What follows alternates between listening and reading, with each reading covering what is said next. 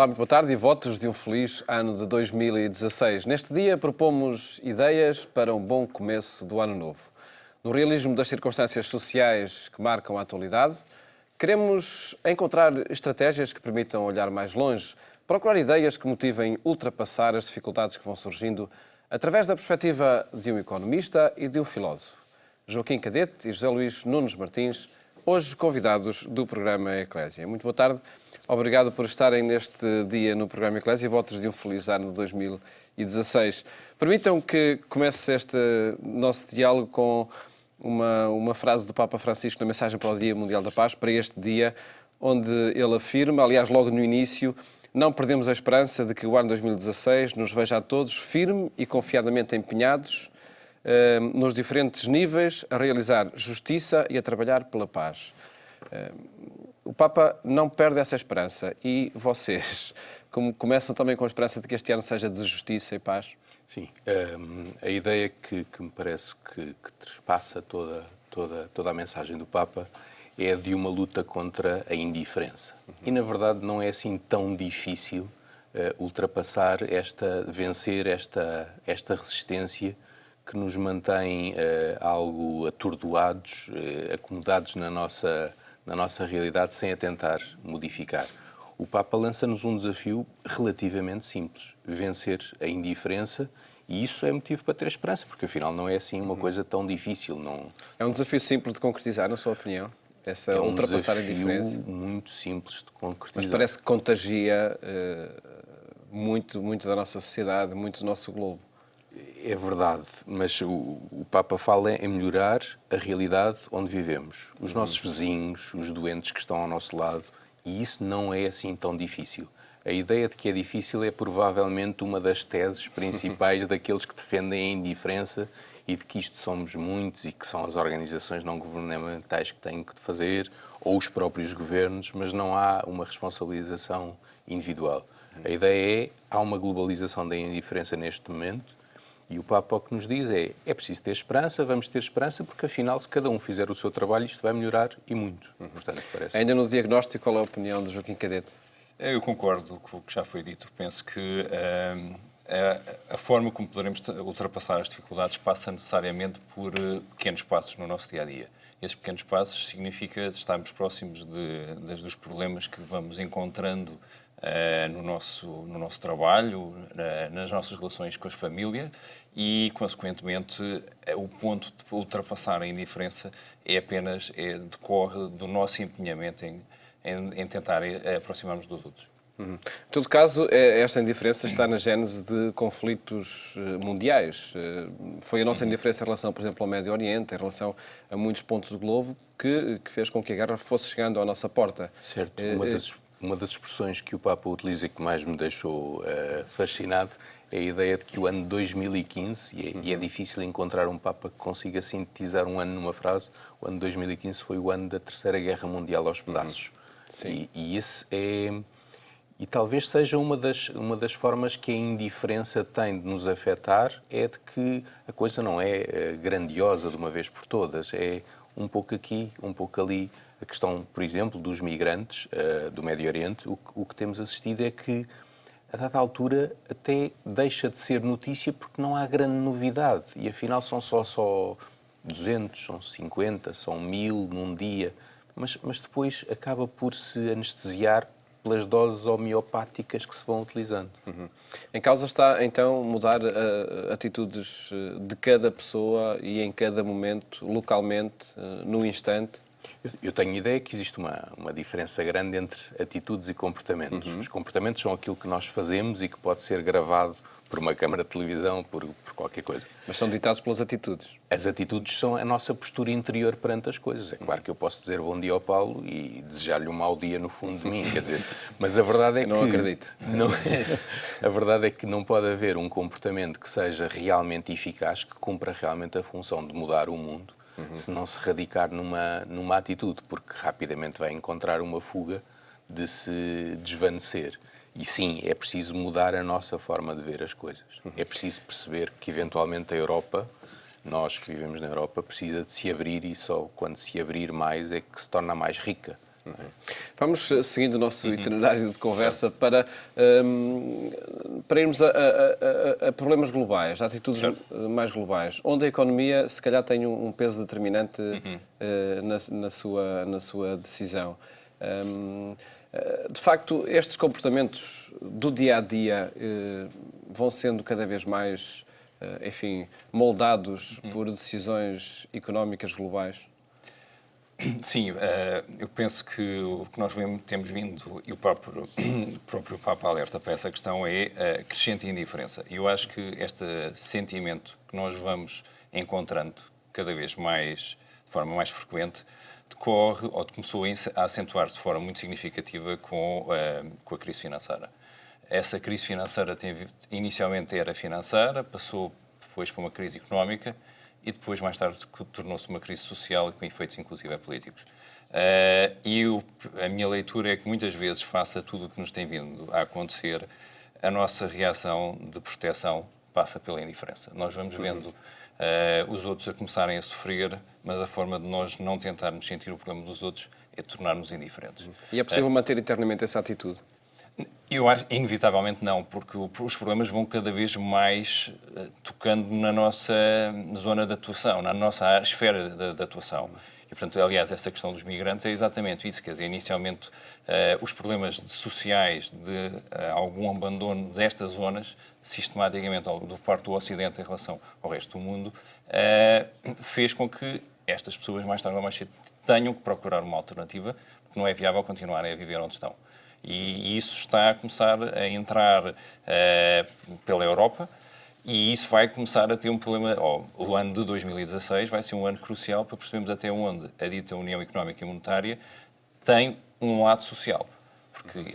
E até onde esta coesão dos países europeus vai se manter ou não, porque se caso não, até aqui nós tivemos a dita crise financeira, do qual nós encontramos alguns mecanismos para superar, com dificuldades.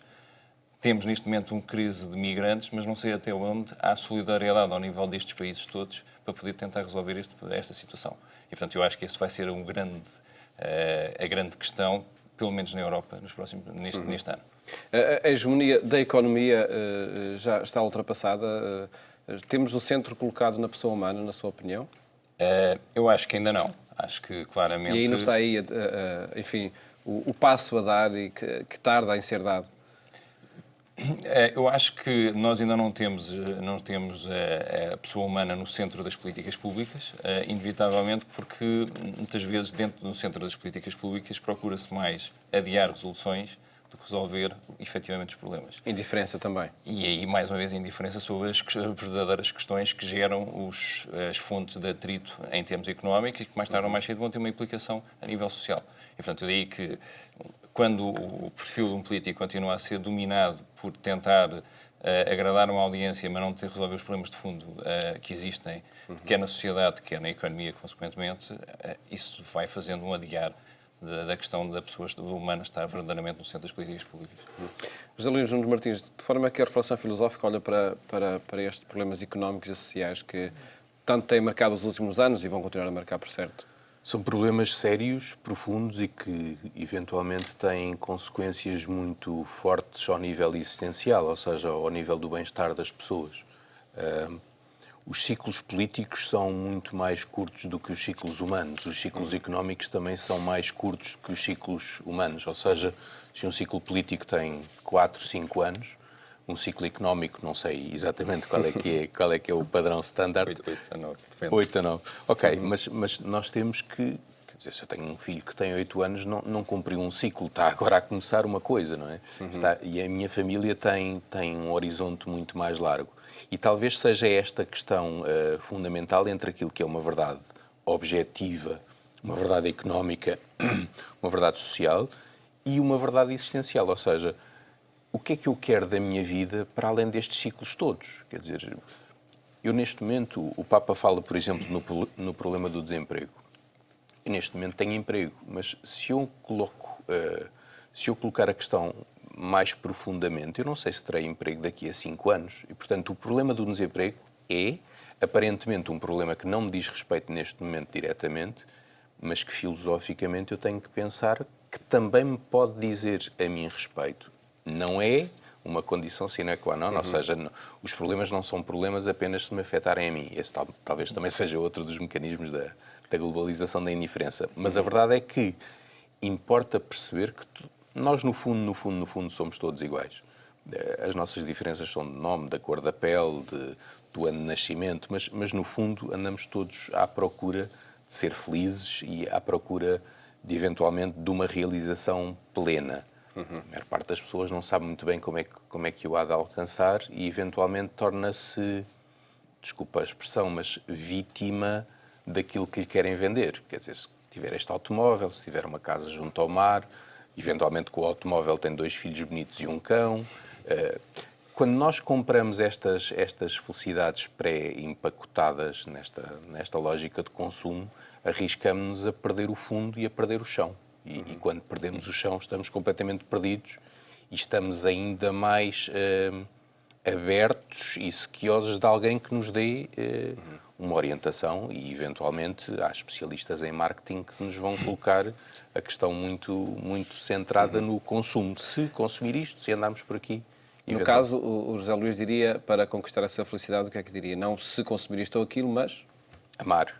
É essa a mensagem de Jesus Cristo que há muita gente que teima em falar na Inquisição, na pedofilia. Sempre que se fala em igreja, fala-se inevitavelmente destes 2 temas nos fóruns de hoje, nas caixas de diálogo dos jornais. Quando, na verdade, o centro da mensagem de Jesus Cristo é esta. Quer ser feliz? Ame. E eu não acredito que haja assim tanta gente em Portugal e no mundo que tenha experimentado o amor à séria, que tenha sofrido por amar, que não tenha percebido ainda que valeu a pena.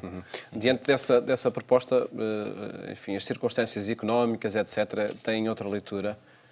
Tem, porque se eu não sou o que tenho, eu sou aquilo que sou, não é? Se eu procuro preencher os meus vazios comendo doces ou consumindo faturas num qualquer shopping center, eventualmente eu vou ter um vazio muito profundo no final do dia. E isso é realmente um problema que eu tenho. Seguimos para o tema da comunicação social, que o Papa também aborda na mensagem para este Dia Mundial da Paz, onde parece que, paradoxalmente, a abundância da informação está na origem da indiferença. O Papa fala em saturação que anestesia. É de facto contraditório, não lhe parece? Parece-me que, na realidade, hoje nós vivemos num paradoxo que assenta em termos tanto acesso à informação, mas muitas vezes termos tanta dificuldade em interpretá-la e digeri-la. E eu acho que hoje, na realidade, quando nos sentamos no sofá, frente à televisão, estamos a consumir, mas não estamos muitas vezes a pensar, a digerir a informação que nos está a ser transmitida. E isso, em certa medida, é uma lacuna. Inclusive, eu também penso que, muitas vezes, ao nível dos próprios sistema de ensino, importa cada vez mais criarmos jovens que saibam fazer a distinção entre aquilo que entra-lhe pelos ouvidos, mas que, na realidade, qual é o valor acrescentado de muita desta informação e que, na maioria dos casos, não é muito, não é? Portanto, daí que é fundamental nós, cada vez mais, sabermos, apesar do excesso de informação, tentarmos afastar-nos desse mesmo excesso e tentarmos centrar-nos naquilo que é verdadeiramente importante.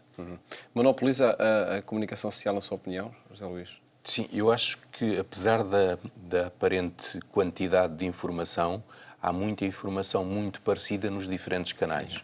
E a pessoa acredita que, se não vir agora e se não pensar agora, eventualmente sou interpelado mais tarde. Eu gostei imenso de uma passagem que o Papa Francisco fala num apelo aos jornalistas e fotógrafos. E eu acho que o pormenor da imagem estática, da fotografia que pode fazer a diferença, por exemplo, nas redes sociais, uma fotografia de um bebé morto à beira-mar, à beira do mar Mediterrâneo, pode fazer muita diferença. E o fotógrafo tem essa responsabilidade e o Papa está atento à capacidade que nós temos de aceder à informação e, mais uma vez, talvez de uma forma completamente nova, de criarmos nós também um movimento. As redes sociais, por exemplo, criaram uma democraticidade da capacidade que as pessoas têm de comentar. E eu posso, pegando numa fotografia e num bom comentário, ele pode ser partilhado de uma forma completamente viral e que provavelmente terá mais audiência que um canal da televisão por cabo. E isso é muito importante e o Papa chama-nos a sermos também não jornalistas, não fotógrafos, mas sermos também nós capazes de criar uma cultura que faça a diferença. Agentes culturais. É a expressão que o Papa usa. E também para alertar para o modo como se divulgam determinadas informações, como, como dizia. O Papa fala em estar atento e agir. Estar atento, selecionar e agir em função disso. E muitas vezes, hoje, se calhar até instalados no conforto do nosso sofá, o facto de partilharmos uma notícia, o facto de termos a coragem de dizer eu também sou cristão e estou com aqueles que sofrem, pode fazer a diferença. Uma possibilidade também a fazer no mundo da economia, por exemplo? Eu acho que sim, mas mais uma vez eu penso que na questão da económica e na questão financeira nós temos de centrar o nosso debate sobre a questão de boas políticas públicas. Não basta nós... E o que é que significa boas políticas públicas, e inclusive ao nível não só do lado público, mas do lado privado. Eu, quando estou a gerir uma empresa, tenho necessariamente de procurar o dito lucro, mas tenho de ser consciente com o lucro que alcanço. O mesmo é válido para quando eu estou a gerir um ambiente ou uma decisão política e que tem impacto na vida das pessoas, tenho que ter a noção do qual o impacto no curto prazo, mas nomeadamente o impacto no médio e longo prazo.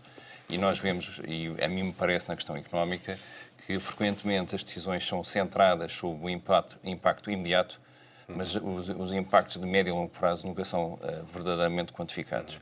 E aliás, hoje nós percebemos exatamente isso, que hoje em dia temos taxas de juros a zero, o que significa que nós não acharíamos normal uma taxa de juros ser zero. Essa é verdade que aparentemente no curto prazo estimula a economia, a médio e longo prazo poderá significar que vamos continuar a consumir algo que nós não necessitaríamos hoje. Porque há um incentivo, em certa medida, indireto ao consumo. Há um incentivo a muitas das empresas poderem estar a fazer projetos que provavelmente numa época normal nunca o fariam. E, portanto, daí que, se é verdade que aparentemente estamos a resolver um problema de imediato, a médio e longo prazo nós não estamos a encontrar verdadeiramente solução duradoura.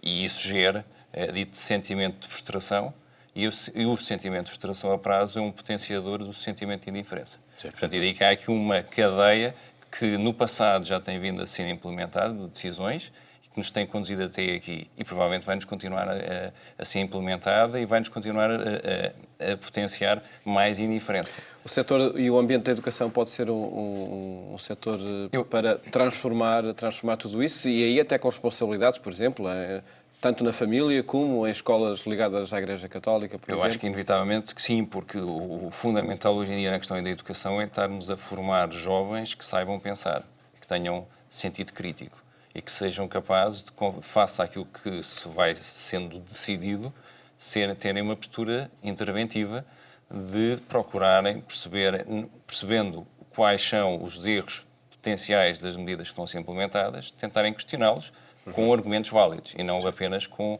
dizer que estou contra porque estou contra. É necessário criar uma sociedade civil cada vez mais participativa e acho que os jovens claramente têm um papel muito determinante neste processo. Um último tema que percorre também a mensagem do Papa, ou está no horizonte de tudo aquilo que o Papa vai propondo, a misericórdia. Pelo jubileu da misericórdia que a Igreja Católica vive, que sintonias encontra entre esta temática da misericórdia e o combate à indiferença, a preocupação pelo próximo?